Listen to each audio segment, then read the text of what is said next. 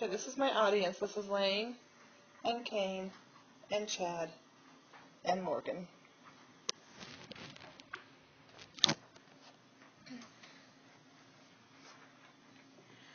Growing up, my favorite board game was Clue. It's a murder mystery game where you move your character around to different rooms in a house and gather clues, and when you think you have enough information and you think you know who did it, then you make your guess. Mrs. Peacock did it in the library with the revolver. According to information posted on the ideafinder.com website on November 13, 2006, the game was released in the U.S. by Parker Brothers in 1949. And according to information on the IMDb website, Paramount released the movie, which is a big screen version of the board game, in 1985.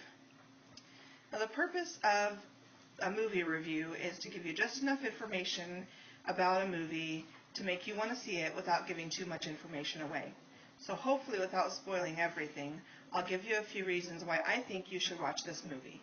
The intrigue, suspense, and humor, the lineup of actors, and a surprise twist at the end. Like I said, Clue is a murder mystery, so of course it has intrigue and suspense.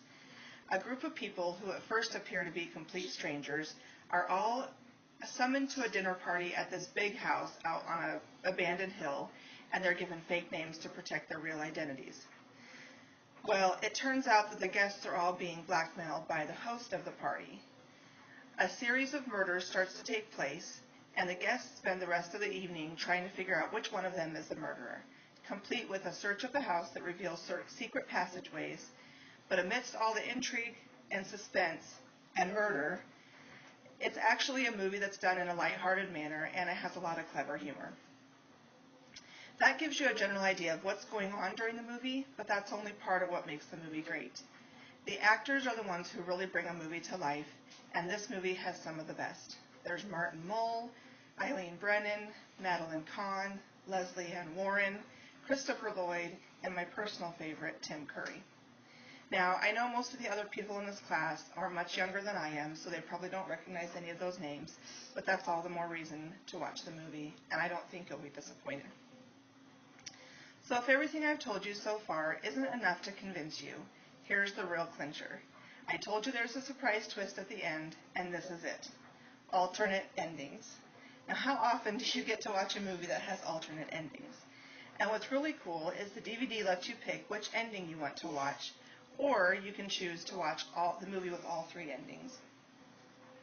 It's pretty tough to beat intrigue and suspense with a little humor mixed in, a great cast of actors, and alternate endings. So watch the movie, enjoy the humor, pay attention to the clues, and see if you can figure out who done it before the end.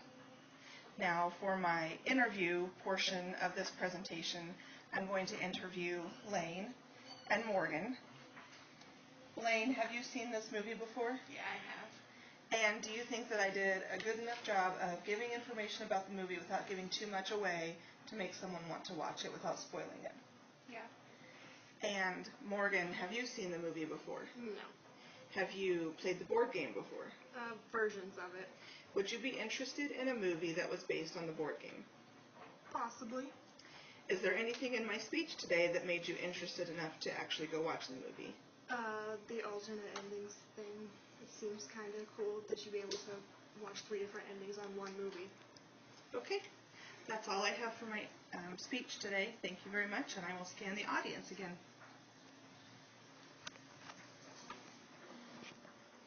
There's Lane and Kane and Chad and Morgan.